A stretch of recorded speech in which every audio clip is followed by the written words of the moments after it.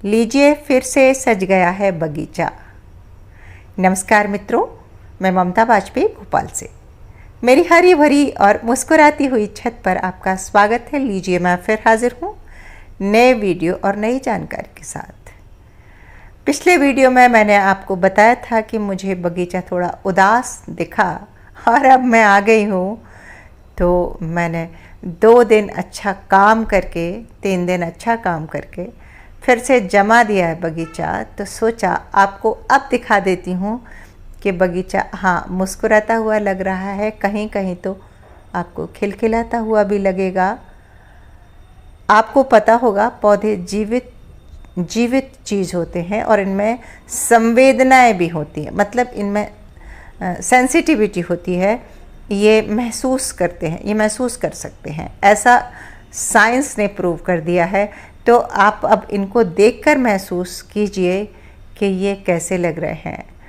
Happy लग रहे हैं ना, जैसे कि खिलखिला रहे हों अभी। तो फूल गोभी, पत्ता गोभी, चुकंदर और पर्पल पत्ता गोभी सब कुछ मैंने लगाया था। इन्हें कैसे लगाया था, ये यदि आप मेरे पुराने जुड़े हैं मेरी लिस्ट में, तो मैंने शुरू से यहाँ तक कि जब मैंने घर पर ही सीडलिंग तैयार की थी उसका भी पूरा वीडियो डाला था। तो ज़्यादातर तो मैं ये करती हूँ कि अगर बीज हुआ तो मैं घर पर भी तैयार कर लेती हूँ, और हमारे यहाँ सरकारी नर्सरी में पौध भी तैयार मिल जाती है, तो मैं वहाँ से भी ले आती हूँ। ये सीडलिंग मैंने घर पर तैयार इसलिए किए कि जब मैंने ये प्लांटेशन किया, पौध लगाई, तब नर्सरी में तैयार नहीं थी पौध और मिल नहीं रही थी और मुझे लगाने की जल्दी थी। सो अब ये एक शिफ्ट में लग गए, अब नर्सरी में भी मिल रहे हैं। तो अब अगली अगर मैं किसी ग्रो बैग में लगाना चाहूँगी, जैसा कि मैं हमेशा करती हूँ कि हर 15 दिन बाद पौध लगाने से पूरे सीजन भर हमको सब्जी मिलती रहती है। अगर एक साथ बहुत सारी लगा देंगे तो एक साथ ही हार्वेस्टिंग होगी और फिर हम उतनी खा नहीं पाएंगे। तो वैसे आपको ये देख के लग नहीं रहा है कि ये किसी खेत में पहुँच गए हैं? खेत सा ही लग रहा है। और ये मेरे जुगाड़ू ग्रो बैग जो पेडिग्री की बोरियों को काट कर बनाए हैं, और मुझे ख़ुद भी अंदाज़ा नहीं था कि इनमें इतनी अच्छी सब्जी होगी, पर अभी तक तो गोभियों की अच्छी ग्रोथ है। देखिए इस कोने में अगर कैमरा घुमाते हैं तो बिल्कुल ऐसा फील आता है कि हम जैसे किसी खेत में घूम रहे हैं।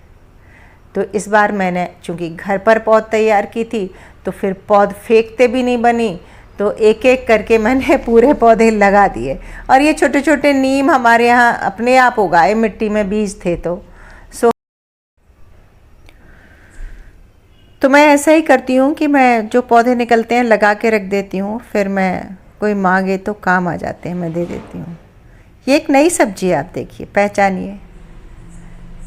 एक्सोटिक वेजिटेबल, समर स्क्वैश या छप्पन कद्दू के नाम से। सो मैंने पहली बार ऑनलाइन ये बीज मंगाए हैं अमेज़ॉन से। तो 15 बीज मंगाए थे और पैकेट तो महंगा था, 80-85 के आसपास था, मुझे ठीक से याद नहीं है। लेकिन उसमें 15 बीज थे और मैंने जब 5 गलाए तो उसमें से 2 ही जर्मिनेट हुए, 3 नहीं हुए। तो जर्मिनेशन रेट बहुत अच्छा नहीं था, लेकिन हमारे काम चलाऊ कुछ पौधे हमें मिल गए। और ये है धनिया। तो फूल गोभी, पत्ता गोभी, धनिया, पालक, समर स्क्वैश और मिर्च, बैगन, ये हमने लगा दिए हैं। और आपको दिखाती हूँ, ये है ब्रोकली, ये देखिए। बहुत मतलब अच्छी हो रही है छत अभी, और ऐसे लगता है कि जैसे हम किसी खेत में घूम रहे हैं। ये एक और समर स्क्वैश ही है, छप्पन कद्दू ही है, लेकिन ये थोड़ा छांव में रखा है तो इसकी ग्रोथ उतनी अच्छी नहीं है। अब मैं इस ग्रो बैग की पोजीशन बदलूँगी। ये पूरी लाइन ही है जो दीवार के सहारे रखी है, पानी की टंकी है और उससे टिका के मैंने रखे हैं, तो वो टंकी की शेड इस पे आती है। तो जगह बदल दूँगी तो सब ठीक हो जाएगा। और अडेनियम भी अब बेहतर हैं पहले से, और मुझे उम्मीद है कि इसमें अभी सर्दियों में भी फ्लावरिंग मुझे मिलेगी, क्योंकि अभी हमारे यहाँ का टेम्परेचर इतना नहीं है कि बहुत ठंड हो। अभी धूप है, जब तक धूप मिलती रहेगी तब तक इनमें फूल खिलते रहेंगे। अगर मैं बीच में जाती नहीं तो इसमें ये फ्लावरिंग कम भी नहीं होती है, अभी लगातार फ्लावरिंग मिलती है। अब आप एक बार यहाँ से देखिए छत को, और क्या आपको ऐसा भ्रम नहीं होता कि ये हम खेत में घूम रहे हैं। छत पर टहलते हुए ये लगता है, मुझे तो लगता है कि जैसे खेत की कोई एक जो रेज बेड वाली क्यारी हो, उस पर सब्जियां लगी हों। तो जो मेरे नीले ग्रो बैग हैं जिनमें फूल गोभी, पत्ता गोभी लगे, वो बहुत बड़े साइज के हैं और बहुत अच्छे ग्रो बैग हैं। आप कई बार पूछते भी हैं कि वो हमने कहाँ से लिए, तो वो लोकल एक दुकान से लिए। तो इस बार मैं कल फिर गई थी उस दुकान पर कि और मिल जाए, तो गोल वाले तो नहीं मिले, मुझे लंबा वाला मिल गया। हालांकि इसको भरने में इसका बैलेंस गड़बड़ होता है, पर मैं फिर भी ले आई। इसलिए ले आई कि इसकी प्लास्टिक की क्वालिटी इतनी अच्छी है। तो ये कुछ अलग मटेरियल है, और ये शायद इस ग्रो बैग का जो स्लिप लगी थी वो अजोला ग्रो बेड कवर लिखा था। तो शायद अजोला कोई ग्रास होती है, उसको उगाने के लिए वो बेड है, इसलिए ऐसा है। तो लेकिन वो मजबूत है, तो मैं ले आई। ये पान, और मैंने छोटे छोटे सारे कंटेनर जो आपको खाली दिख रहे हैं भर के रख दिए हैं। ये फिर ब्रोकली, धनिया बोई थी, उगी नहीं, तो मैंने ब्रोकली लगा दी और बाद में धनिया उगाई। कुछ ग्रो बैग खाली हैं, इन पर मैंने वीडियो बनाया भी था कि इनको मैंने बिना पलटे कैसे खाली किया। कल बो दूंगी इनमें भी। तो बस अभी ये 15 नवंबर तक मैं बो ही देना चाहती हूँ सब कुछ, इसलिए धुआंधार काम चल रहा है। और बहुत सारी लिस्ट है जो मैंने एक वीडियो डाला था कि 15 नवंबर तक क्या क्या बो देना चाहिए। नहीं देखा हो तो आप देख लेना। ये कुछ टमाटर लगा दिए हैं।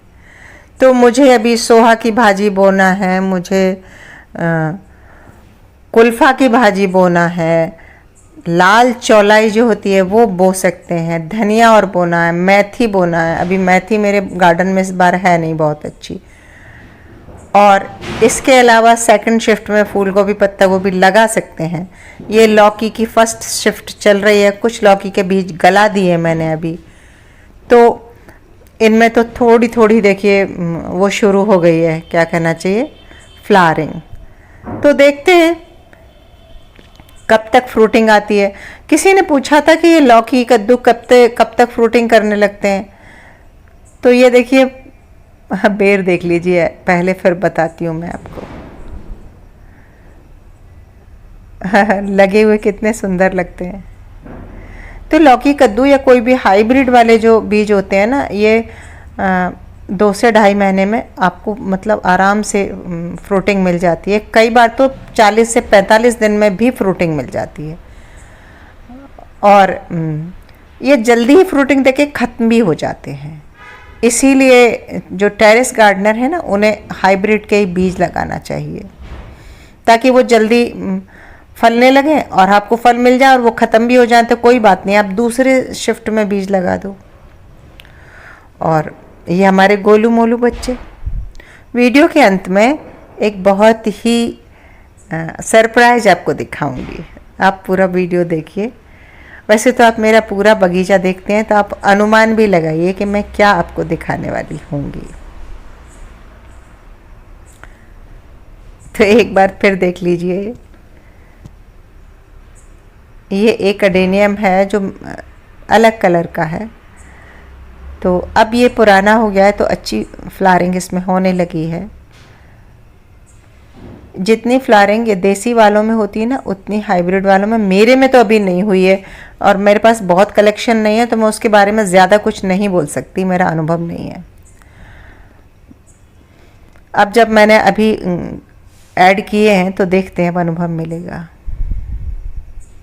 तो एक बार कैमरा पूरी छत पे घुमाती हूँ, अपने अडेनियम से मिलवाती हूँ और पश्चिम दिशा में ढलते हुए सूरज से को हम प्रणाम करते हैं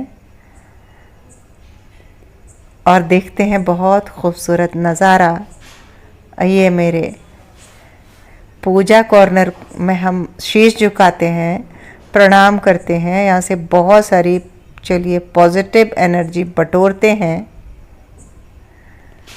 और नीचे जो है वो शेड वाला एरिया है, तो यहाँ मेरे सारे वो प्लांट रखे हैं जो शेड लविंग प्लांट हैं, जो आपको दिख रहे हैं और अच्छे स्वस्थ भी चल रहे हैं। और अब चलते हैं हम अपने उस सस्पेंस की ओर जो मैं वीडियो के अंत में दिखाने वाली थी। देखिए आप, क्या आपने किसी और की छत पर देखा है ये? हाँ, मैं ये नहीं कहती कि नहीं होगा, लेकिन बहुत कम लोगों के यहाँ होगा। ड्रम स्टिक है, वही फल रहा है, फलियाँ लगी हैं। कल मैं इसकी हार्वेस्टिंग भी करूँगी और अच्छी फ्रूटिंग हुई है। नीले वाले ड्रम में काट के लगाया है और पुराना है, 3 साल 4 साल पुराना है। और देखिए सूर्य के साथ, सूर्य की किरणों के साथ पूरा मिलके बहुत सुंदर दृश्य हो रहा है। ये करीब 5:30 पौने 6 बज रहे होंगे। तो वीडियो कैसा लगा कमेंट करके ज़रूर बताइए, और ज़रा भी अच्छा लगा हो तो लाइक कीजिए, शेयर कीजिए। अभी तक सब्सक्राइब नहीं किया है तो सब्सक्राइब भी मुझे कर ही लीजिए। तो फिर हम मिलते हैं अगले वीडियो में नए विषय और नई हरियाली के साथ। तब तक के लिए नमस्कार।